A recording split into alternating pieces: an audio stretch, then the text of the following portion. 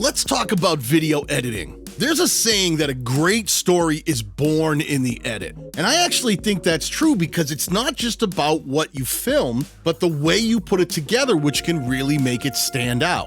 Today I want to show you 5 types of timeline cuts that every video editor should know in order to make your next project look even cooler.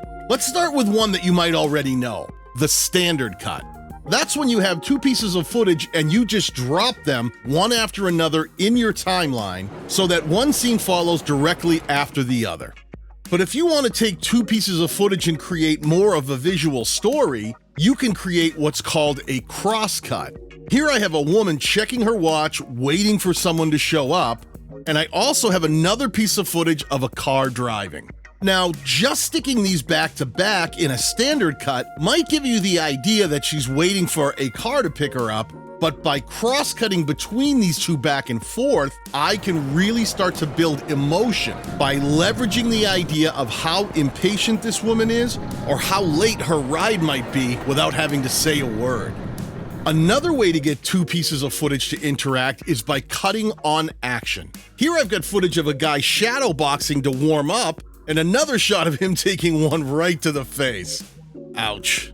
But if I find a spot right where he brings his fist up to the camera while he's warming up, and then cut on action right where he gets hit in the face during the fight, it makes you feel that this guy was getting ready for a fight that absolutely wasn't going to go his way no matter how much he trained. Now, none of the footage I've used so far has any significant audio tracks attached to them, but if yours does, just putting them together in your timeline as a standard cut can sometimes be problematic.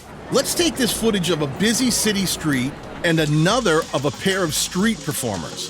If I just put them together using a standard cut, the audio jumps from one to the other in a really jarring way. But I can make that transition smoother by means of a J cut. To do that, I'll just detach the audio from the second track, move the tracks so that they overlap, and then pull back right where the second clip starts to play, but leave the audio track below it in place so that it actually starts to play before the second video clip begins to appear. If you look, these 2 tracks begin to look like they're forming a J, which is exactly where this cut gets its name. Putting a little fade out on the end of the first video track and then adding a little fade into the audio of the second track now takes us from a harsh transition to a smooth crossover, hinting at the drums of the street performers before we ever even see them.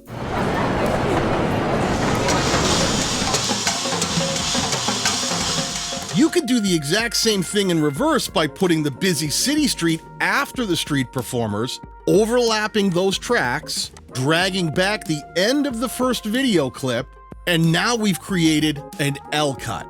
You can see where this one gets its name as well.